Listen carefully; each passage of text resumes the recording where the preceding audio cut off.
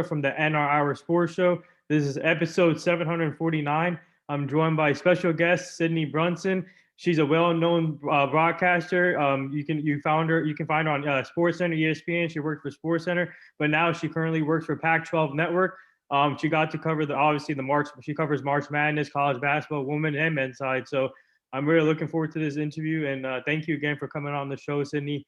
It's truly an honor, and I love what you do. You're truly an inspiration in the sports industry, and women in sports is a big topic right now. So I'm glad to have you on. And first of all, where are you guys located, and how are you and your family doing?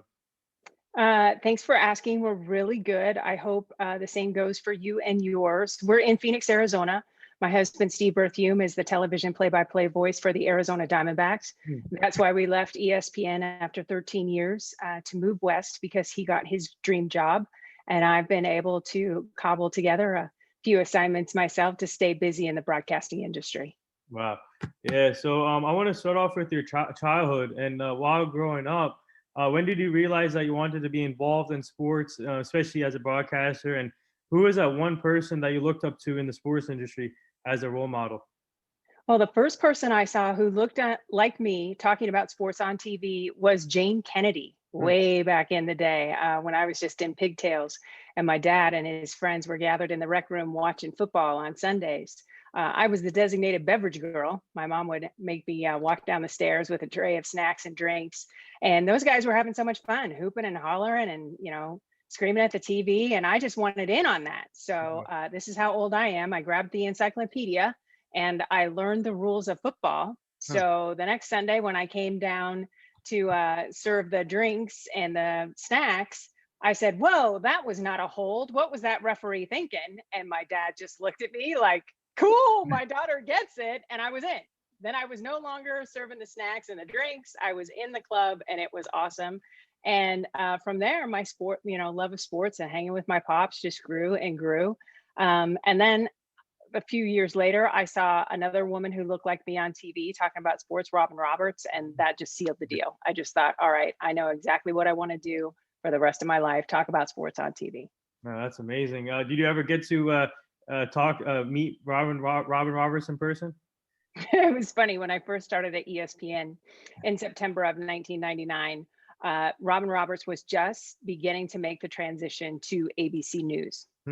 She was still doing the 6 o'clock Sports Center with Charlie Steiner and Bob Lee.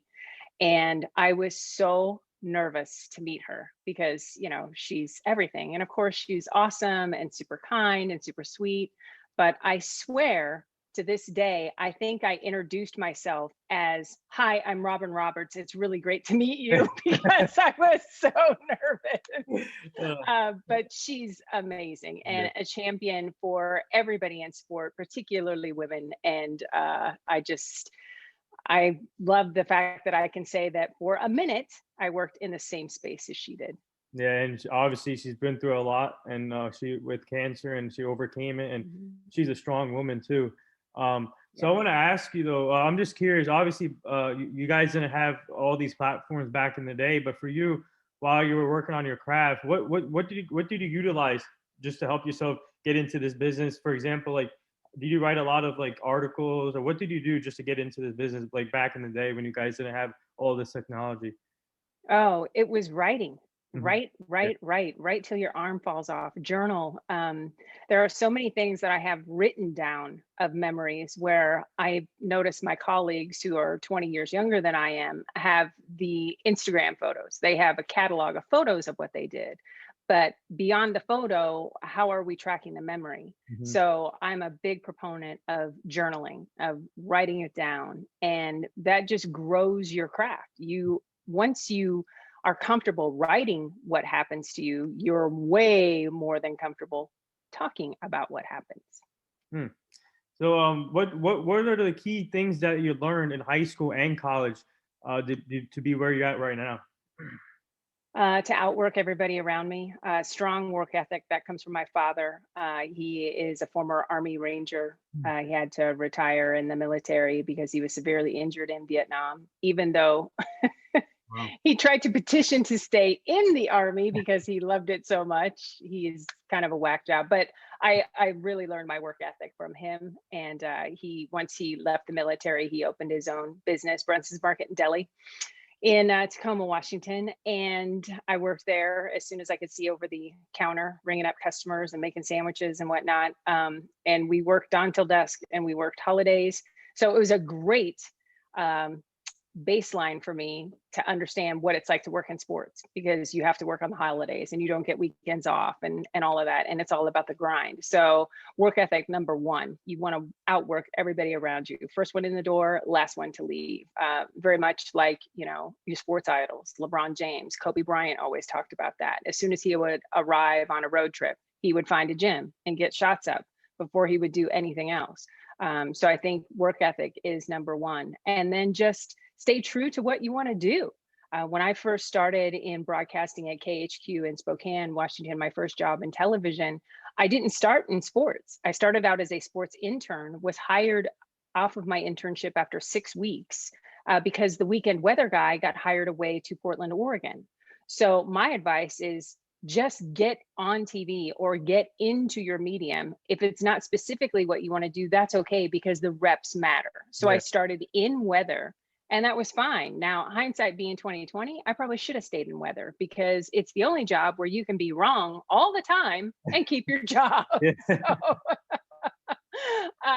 it was a great experience. And weather and traffic reporting and sports are very much alike in the fact that they are personality driven and a lot of ad lib. So if you can do weather or traffic, you can do sports, and vice versa. So my second piece of advice is just get in the door and stay true to your passion. Whatever you want to do, it doesn't have to go as scripted. Everybody has these plans. I want to do this by the time I'm age X and that by the time I'm age Y. Life doesn't care what you want to do. You have to adapt to the opportunities that life presents you. Yeah, but first of all, I gotta say thank you to your father for his service. By the way, that's amazing, and for him to be able to serve in that Vietnam War that was crazy. That's crazy. Yeah.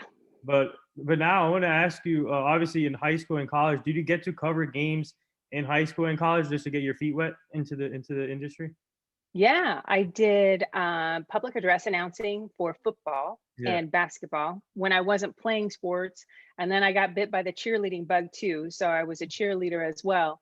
But yeah, my school was very supportive, Curtis High School, Tacoma, Washington, back in the day, of me just getting in front of a microphone, whether it was reading the announcements in the mornings for before school started or whatever.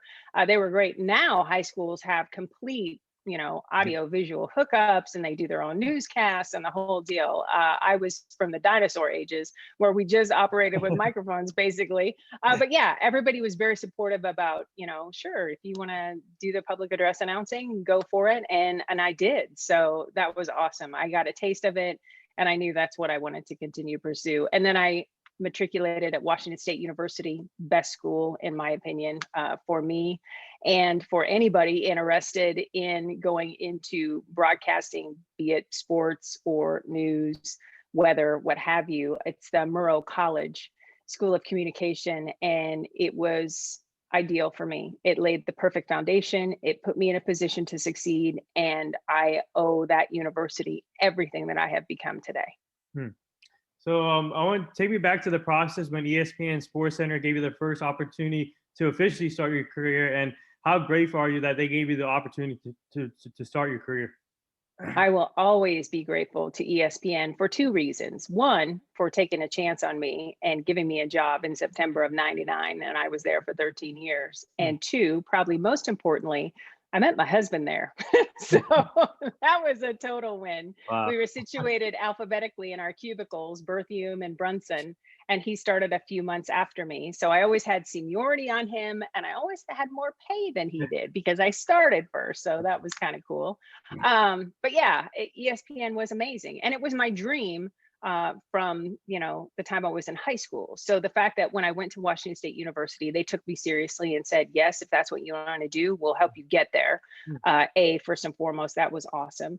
And then I was just in the right place at the right time. ESPN was my third job total in television. but I continually put it out in the universe. This is what I want to do. This is where I want to be. And I think it's just one of those pseudo spiritual things. If you put it out there, it will come back to you. So yeah, I started in September of 99. That's when ESPN News was kind of the farm system for Sports Center anchors. So I was on the grind on ESPN News for a while. And then in February of 2001, I did my very first Sports Center alongside my future husband. Didn't know that at the time, but it worked out nice. So I was doubly nervous. I was doing my first Sports Center and I had a crush on the guy I was working with. So it was just a work your deodorant scenario, but it was awesome. That's really cool. Actually, that's a nice that's a nice love story right there. It worked out. It really worked out. So obviously in this business, it's really important to make networking connections. And for you, actually, I had a few ESPN people on the show too. I had Jay Harris on the show. He's great. He's awesome. Love Jay. Such an honor to talk to him. And I had Anita Collins too on the show, and she's amazing. Okay. Yes. All right.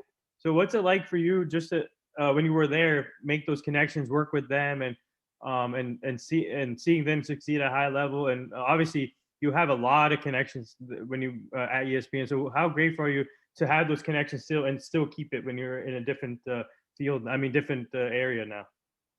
It's been amazing, especially when I've wanted to promote something in particular, like Washington State University, my alma mater, made the women's basketball NCAA tournament for the first time in 30 years. So I reached out to my friends like Stan Verrett and Scott Van Pelt and, Linda Cohn, and said, hey, I've done this hype video for my school. Would you put it on your social media platform?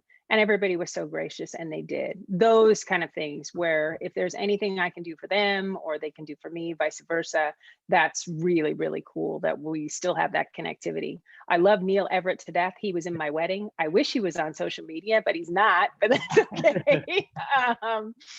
And David Lloyd also in our wedding, and somebody that I stay connected with. So the friendships, the bonds that you make on the grind at ESPN are, they are forged in iron, because it's a tough place to find your way and to shine and to have success. I think it's gotten better, but there's a reason why it's the best. I mean, you have to prove yourself every single minute of every single day. It's awesome and challenging and rewarding. But when I left, I think I slept for 2 straight months because I was so tired from working so hard. And I can't forget the legend too, the late Stuart Scott. Booyah! That's great. I mean, I can't believe he's gone, but he it breaks my heart every day. I tell you what, I had the luxury, no matter what iteration of the formation of the offices and the buildup and changing studios and everything that was going on during my tenure there. I was always in close proximity to Stuart Scott's office. And I'll never forget, after I did my first Sports Center, I went to my cubicle and I was crushed because we had to do a fix. I mispronounced a hockey player's name and we had to go back and edit it. And I so wanted to just have a clean show, so everybody associated with the show would go, oh, we didn't have to fix anything because Brunson was on. And I was just devastated. And Stuart Scott picked up my stack of scripts and said, keep the first page because you want to remember this, and have everybody where you worked with sign it, which I did. So thankful he told me that. And then he took the page where I made the mistake and he shredded it in front of me and threw it in the wastebasket. And he said, there, it's gone. It's over. Wow. He said, now I want you to check your voicemails. And I had voicemails from Reese Davis. It was unbelievable. And to this day, I hate the fact that I did not have the technology to save those voicemails, because there was a following one from Mike Tirico. Wow. Way to go. So great to see you on Sports Center. It's about time. Those kind of things where it's just like, are you kidding me? These behemoths, these legends care about little old me. So yeah, it's those kind of things, that connectivity that I miss more than anything about working at ESPN. Wow, that's amazing. So this is a 2-part question. Did you ever think to yourself that you wanted to spend your whole career at ESPN, and what was the Yes. Oh, I totally wanted to be Linda Cohn. I had no other aspiration than to be in Bristol, Connecticut. I didn't think beyond that at all. yeah. And so now I always tell anybody that I encounter, have a plan, have a plan A, have a plan B, have a plan C, because when I left ESPN, I had no idea what I was going to do. I Mm. knew that I didn't want to just be a baseball wife, and that I wanted to continue in sports broadcasting, but I had no idea what that would look like. And it was so crazy because ESPN had approached me a couple different times to become a play-by-play for women's basketball. Mm. And I always turned them down because I was never seeing my husband when we worked in the same building. I couldn't even fathom putting travel on top of that. So I always said no. And that is the biggest mistake I made in my career, because I would have already been in. Now I've come through the back door with ESPN and been able to be a part of their basketball play-by-play platform, but it took years. So yes, big piece of advice, always have a plan B. Sorry to interrupt you. No, oh, you're good. That's actually, yeah, that leads into the other one. Actually, so take me to the process when you transferred to Pac-12, and obviously, for you, was it tough at first just to leave ESPN and like you said, the connections you made, and to leave them, but you still have those connections. But was it tough at first to leave? But how grateful are you that you got another opportunity at Pac-12, which is another great network too? I tell you what, I'm a blind squirrel who keeps finding nuts. That is how you describe my broadcasting career. I was lucky to be at ESPN, and then lucky again once I moved west to make the transition to play-by-play for women's basketball and doing sideline reporting, something that I hadn't done Right. in a decade plus, because I had been at ESPN. But I have to give Amber Cox, the former CEO at the Phoenix Mercury, for giving me a shot. When I moved to the desert, she's like, hey, we need to get you writing on the Mercury's website about the NCAA tournament. It was 2013. Cal was a part of the Final Four. So the folks at Pac-12 noticed, hey, she's really in tune with what's going on with women's college basketball, because I had studio hosted for women's college basketball in the WNBA at Right. ESPN. It's a big passion of mine anyway. So because of Amber Cox, Pac-12 Network noticed, and Amber also gave me an opportunity to be on the call with the Hall of Famer Ann Myers for a Phoenix Mercury WNBA game. I don't remember a single dribble because Diana Taurasi was playing in front of me, and Ann Myers, the Hall of Famer, was sitting next to me, and it was just a dream come true blur and so amazing. So the opportunities just presented themselves because I was true to my passion for women's basketball. So it just worked out. And then Pac-12 took a flyer. I Right. had one game of experience on the mic as play-by-play, and they said, come on in. And that was Odele Hawkins, our talent supervisor at the time. And she said, sure, let's give this a whirl. And I said, okay. And the rest, as they say, is history. So yeah, it's been a good run. I just finished my 7th season with Pac-12. Wow, man, good. Congrats on that. Thanks. So obviously now, in the past year, we went through a tough situation with the pandemic, and we're still going through it. But for you yourself as a reporter and a broadcaster, what have you learned in the past year? And obviously, when the sport shut down, it must have been tough for you guys, and you had to utilize different platforms like Zoom and working from home most of the time. So what have you learned from the past year till now? But nothing is more important than your family and your friends. I had taken so much for granted until the world basically stopped spinning. I was always putting off that quick vacation to go see my dad, or that quick 3 or 4 days off to connect with my sister. We were pretty good about it. But being forced to go months on end without seeing friends or family really made me hyper focus and say, you know what, when folks are vaccinated, this is priority 1, 2, and 3 now, because you can't get those moments back.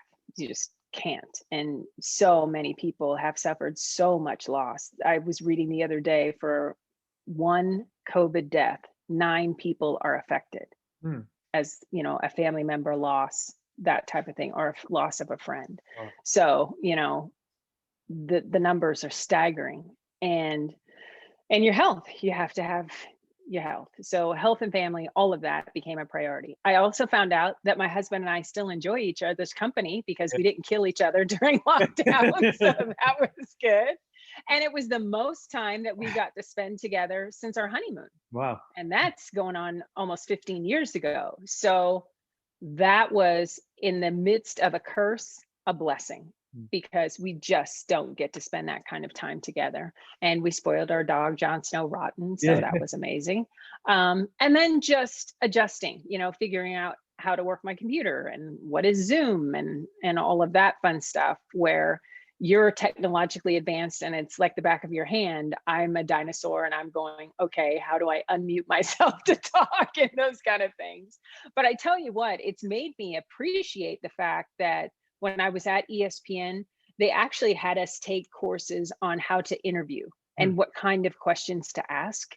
They were called Sawatsky seminars because John Sawatsky came up with the platform. He's a Canadian, fantastic, loved working with him. And as I get on these Zoom calls and I listen to horrible questions being asked, it makes me appreciate, wow, when I am on this platform, I know what to do and how to comport myself because I've been trained the right way.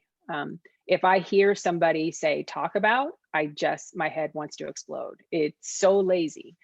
When you can say, describe, or what was that like? Right. It's just so easy to just go down that road a little more and take a better exit on the freeway, because you don't want your interviewee to do all the work. Right. You're looking for a specific answer. And if you say talk about, then the interviewee can go any way they want to go. Yeah. So yeah, that's just my one big takeaway from all of this is the appreciation from, just the separation of friends and family and that connectivity and how important it is. My health, my husband and I had the opportunity to volunteer at our largest mass vaccination site here in Arizona at State Farm Stadium. Our pay, quote unquote, was the vaccine. So we were able to take advantage of that back in February. We just wanted to be in a position to be as healthy as possible as we navigated the return to sports. Pac-12 was one of the few conferences, maybe the only, I think, that actually had announcers on site for basketball and for football. So, and I know I have softball games coming up this weekend and we'll be at the stadium. So, just another layer of protection for myself as I'm out, because I don't want to be the person to get somebody else sick, God forbid, but to get that other person that's involved in a Pac-12 sports sick and have a shutdown. No, that's not on my watch. So before we get to this year's March Madness, I want to ask you though, what's it like just to cover multiple sports and getting to learn all these athletes' personalities, not only on the field or court, off the field with their families and how they work hard and their work ethic and where they came from, and what's it like just learning these players and seeing their talent grow throughout the years?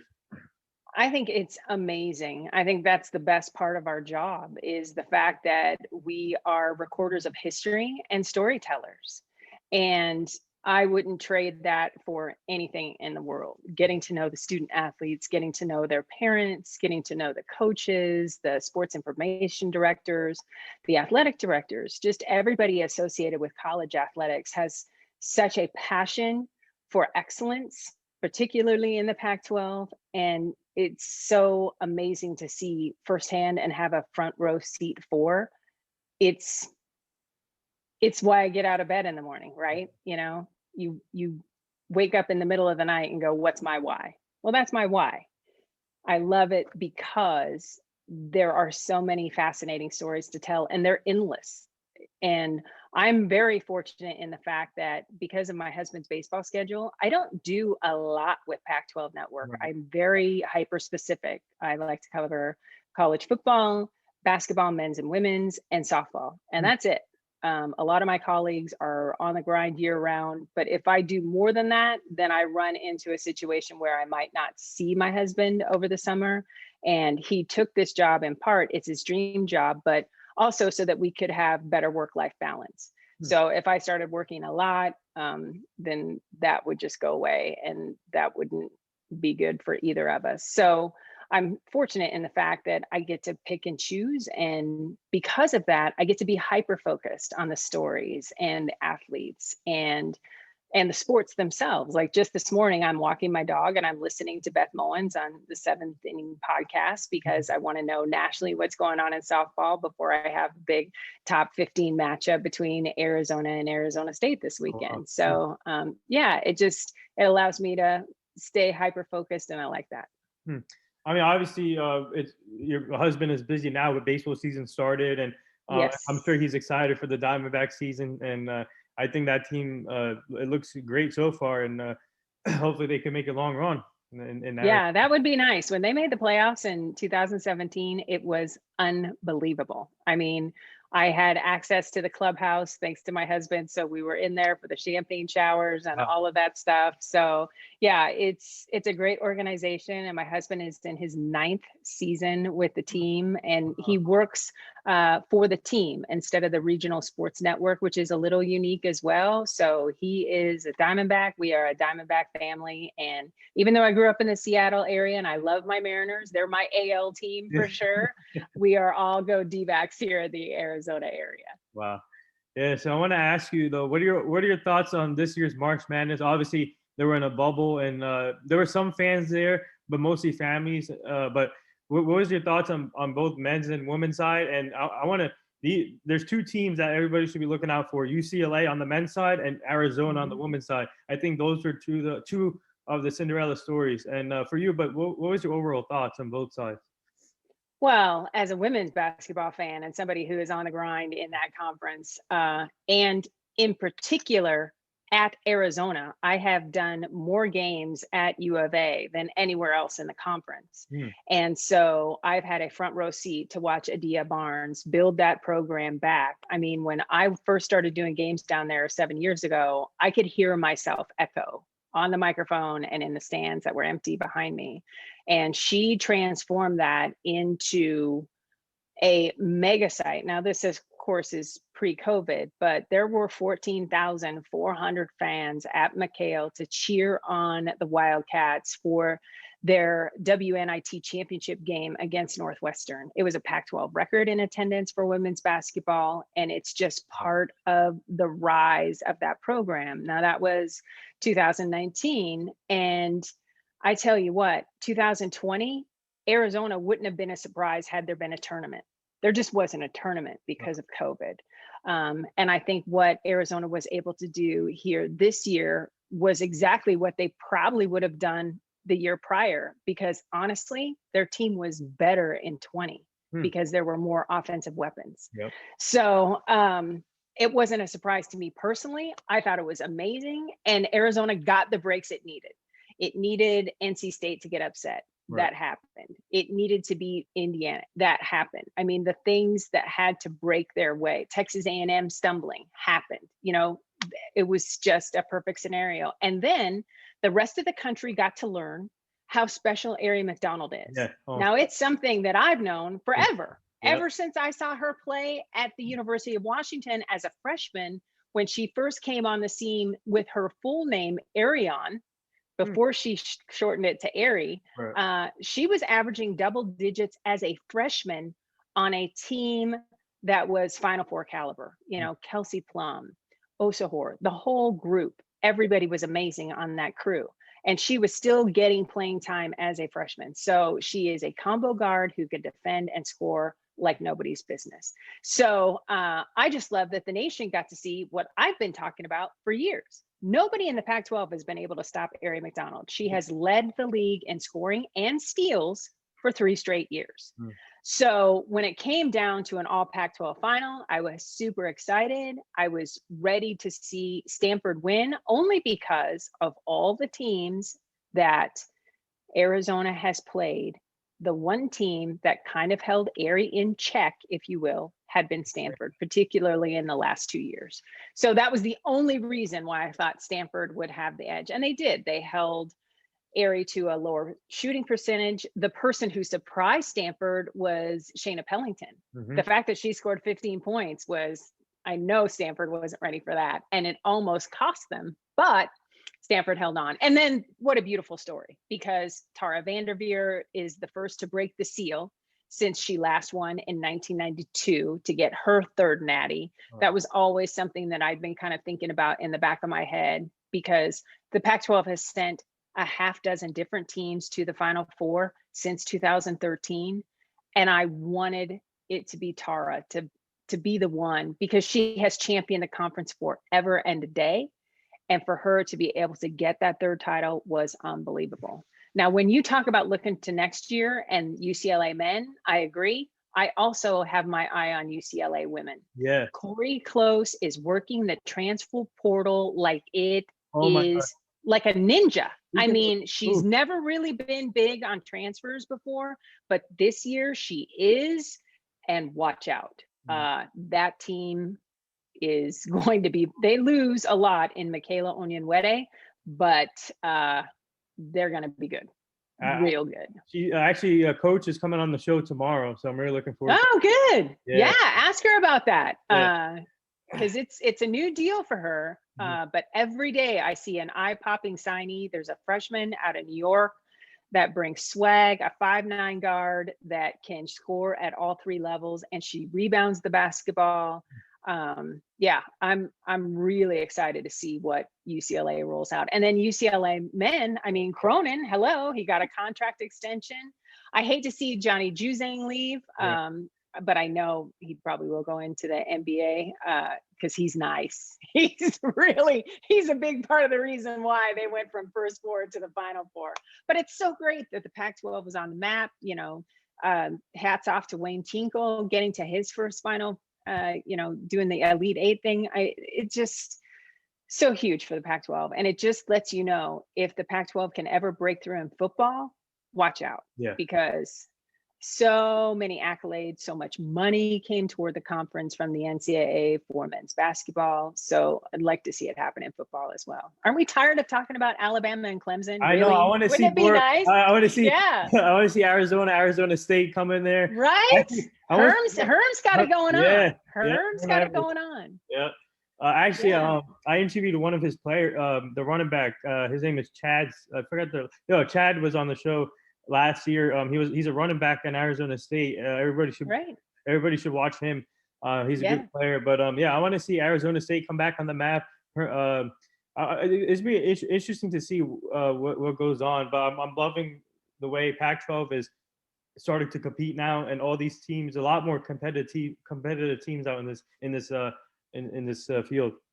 Yeah, we're about to have a new commissioner. Larry Scott is stepping down, so that's exciting as well. Might see some changes on the TV side and leadership, which might help with better, reach and coverage, which would be awesome. So yeah, things are looking up here on the West Coast. So I'm sure you know my co-host. My co-host is Alyssa Charleston. She covers Gonzaga men's basketball, and she's from Spokane, Washington too. So I don't know if you know her, but she's amazing. I do know her. Oh, you do? Okay. Yeah. So she's amazing, and I'm grateful to have her as my co-host. And this is where my next question leads. So obviously, women in sports is a big topic now. I'm a big advocate in women in sports, and like I said, I'm happy to have a female co-host on my show. And for you, I love your shirt in the background. That's what it should be every day. Thanks. So for you, what's it like to see yourself and Alyssa and other females get the opportunity to cover male sports and coach male sports? Like, for example, Becky Hammon with the Spurs. And you see Sarah Thomas, the first female ref in the Super Bowl. Sarah Fuller, first female to kick a field goal in the Power 5 conference. Kim Nang, first female GM in baseball. So what's it like to seeing the growth of women in sports now? I just keep thinking to myself, finally. There are a lot of good people out there who can coach. I think, and this is my little opinion here, a side wager that I've made with myself, I think Christy Tolliver will be the first NBA head coach. Oh, wow. I think, even before Becky Hammon. If Becky doesn't beat her to it, that my money's on Tolliver. She gets it. and she's so respected in the organization that she's with, and she has a basketball IQ that's through the roof. I was thinking it was going to be my former colleague, Kara Lawson, before she went to Duke to coach the women's team, because she was very much a part of what was going on with the Boston Celtics, and was in close with Brad Stevens there. So yeah, I just think women know sports, and if you play at the highest level, then of course you can coach. I don't care what the sport is. So yeah, I'm really happy to see it. And just like anything else, and especially, as a woman of color, I've always felt the pressure of, if I don't do it right, not only will I not be able to leave the ladder down for the next person behind me, but I may never get another chance. And I think that's why you see women succeeding, because we put an inordinate amount of pressure on ourselves to do it the right way, to be better than everybody else, to be the first one in the door and the last one to leave, because we know how precious the opportunities are. And I just think that the foundation is being laid now, and groups of men like yourself who are more open-minded to not just doing what's always been done before, of giving other people opportunities, because the more your front office or your coaching staff looks like your fan base, the better. Yep. So a couple more things before I let you go. What was your most memorable game that you covered in football, softball, and college basketball? Wow. Okay. Softball's easy because it was just a couple seasons ago. It was Utah at Arizona State, Club Farrington, and Arizona State was down 8 runs going into the home half of the 7th inning and walked it off in a win. Wow. Scored 9 runs in the bottom of the 7th. That's crazy. Tatnall walked it off. It was incredible. That was so fun. Okay, so that was softball. And I also was on the call for Team USA softball playing University of Arizona. That was actually the last softball game I called before the shutdown. So that was really cool, because softball is a part of the Olympics in 21 here in Japan, if they have them. Knock on wood. Hopefully they will. Yeah, hopefully. Basketball, there's been so many. It was great to be on the call for one of the best offensive games Arizona had this season. They shot 75% from 3. Everybody was hitting 3-pointers, and Sam Thomas had a career high 6. And I was all over the stats because I cover the team all the time. So that was really cool. That was against the University of Washington.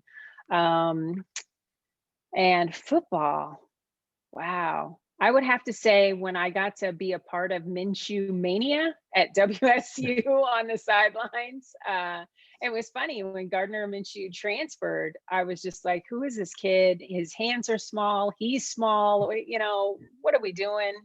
And then to see him in person, the swag, the moxie, it was like, okay, I get why people are following him, why he's a leader on this team. And then he just throws a beautiful ball. He just can dominate the short game. Mike Leach's air raid system was built for Minshew. So that was pretty cool to be back at my alma mater for a couple of games that season in non-conference, and just to see the enthusiasm of the fans and Minshew Mania. I got my little mustache, the whole thing. So that was pretty cool. Anytime I get to be paid to be at home in Pullman is always a good day. Yeah, I mean, I don't think Trevor Lawrence is going to come in soon. So that's what I'm thinking. So Gardner Minshew has to look for another team, or I don't know, because he's capable. Yeah, I think he does. Yeah, he's capable of being a starter. For sure. That good. He's really talented. Yeah. So I want to ask you, what will Gina Conti bring to UCLA women's basketball team this year? Well, Gina was so good for Vanderbilt. She finished top 5 in free throw percentage in the conference and top 5 assists. So all of a sudden, Charisma Osborne doesn't have to run the point. She can be the 2, which I think she's a natural shooting guard, or they can share. So anytime you have pressure relief and bringing the ball up the floor, that is a good thing. And Conti's experience, she's played against some of the top teams in the country. and she wants to go to work, and she wants to prove that she belongs in Westwood. So I really like that transfer for Corey Close. I think that's a great get.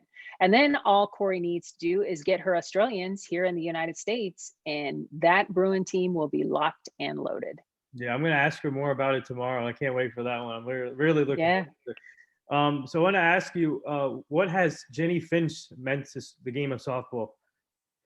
Wow, everything. I mean, she's been there, done that. She's so incredible. Her connectivity to the University of Arizona, because I'm here in the state, I get to cover Coach Condrea and the Wildcats a lot. And she just always is moving the game forward. And I really appreciate that. She is somebody who understands the history. Here's the difference between the white ball and the yellow ball and what that means statistically. And, should we look at these stats differently now with the 5th year, because everybody's getting a chance to add on to their home run totals and whatnot. So yeah, she's a very good caretaker of the game that she dominated so incredibly well. All right, who is the funniest person that you worked with at ESPN and that you work with right now in Pac-12? Woo, funniest person at ESPN was Bill Pito. He was, and Scott Van Pelt would make me like snort every now and again with laughter. And John Butchergrass too. Oh my God, Butcher. And John Anderson is sneaky funny. He's got a very dry sense of humor, and it comes at you and bites you, and then you're dying of laughter and it looks inexplicable, but the reason is John Anderson. So, and Kenny Mayne. Kenny can make me laugh out loud like nobody's business. I know you said one, but there's like a half dozen. And Neil Everett is hilarious as well. And the laughter that always gets me and makes me laugh along is Stan Barrett. Yeah. His laugh, it's just that, it just kills me. So yes, lots and lots of funny people that I worked with at ESPN for sure, but by far Bill Pito. Quick story, we were working on ESPN News one night. There was a call out, kid by the name of Ben Becker didn't come to work. So Bill Pito was asked to fill in for him and really didn't rewrite anything in the teleprompter, and Ben's name was still in prompter. So I say who I am, and then Bill Pito says, and I'm Ben Becker. I lost it, just completely lost it. And Bill didn't understand why. He's like, what is so funny? I said, dude, you just said your name was Ben Becker. And then he started laughing, and it was so funny. But yeah, Billy P, he sounds like an SEC football coach sometimes when he starts breaking down analysis of things, especially talking about cruciates and ACL injuries and things. Legendary. I have seen one person leave ESPN and receive a standing ovation in doing so, walking out of the building, and that was Bill Pito. Everybody loves him. So yeah, at Pac-12, it's funny because I don't get to work in the same sort of studio environment. So I really don't know who's super funny. I know folks have cracked me up when I've worked alongside, like Chad Brown on football, Ryan Leaf on football. But yeah, I think Yogi Roth can be funny, but I don't think it's intentional, if that makes sense. But he's such a good dude, and he's so chill. There is no more chill human being on the earth than Yogi Roth. Every time I feel like I need a little zen, I'll just send him a text or whatnot. Yeah, he's very cool. So the last three things here, our team, we partnered up with two companies. First one, my aunt's company, she runs a company called Eplin X Cosmetics. The promo code is NR20. I'll send you the link if you're interested, or if your friends are interested. We're just trying to help her out with her company so we can get more traffic for the show. And also another company we partnered up with is called Bucking Beards. It's a male's hairstyle product. If your husband's interested or his friends are interested, I'll send you the link too. The same promo code NR20. So I just want to bring that up. And the last two things here, we're part of the Hugh Jackson Foundation. We're trying to help them prevent human trafficking, making sure the community is safe and the kids stay safe. And we're really grateful to be part of it. We're ambassadors for them, and obviously Hugh Jackson, a former NFL coach, but trying to get back into coaching hopefully soon. But Right. we're trying to help them prevent in some kind of way to stop human trafficking, because that thing is still going on and it's horrible to see. Wow. Yeah. And the last thing here, would you like to say anything to all the nurses, doctors, and essential workers right now? Oh, thank you so much for all of your relentless hard work and dedication. I can't imagine how taxing it has been because it's been so long. We're more than a year into this. Hopefully, there is light at the end of the tunnel with vaccinations. But please, for the sake of everybody who has had to work so hard to keep us healthy and keep our loved ones alive, still wear your mask, get vaccinated when you can, practice social distancing. All of those CDC guideline measures have proven that they work. Yep. And let's help our healthcare workers out because they need a break. Yeah, they deserve a pay raise for sure. They're Yes. the real MVPs. Oh, 100%. Yeah. So there it is. This wraps up episode 749 with the talented, inspiring broadcaster from Pac-12, formerly from ESPN, Jennie Bronson. It's truly an honor. Like I said, you're inspiration in the sports world. Keep up the great work, and this has been an amazing interview. I learned a lot from this, and we can't wait to have you back as a returning guest so you can meet the full team eventually. But just keep up the great Mhm. work, and I'm sure I'll be watching your coverage on the softball this weekend. So looking forward to that. But you and your family stay safe. Oh, thanks. You do the same. I appreciate you having me. And I'm just there to make Kenzie Fowler look good for the next couple of series at ASU. So it's always nice when I have an All American pitcher alongside. Yeah. But hey, keep it up, and like I said, thank you again for coming on. You bet. Thanks so much for having me. Stay safe, everybody. Thank you.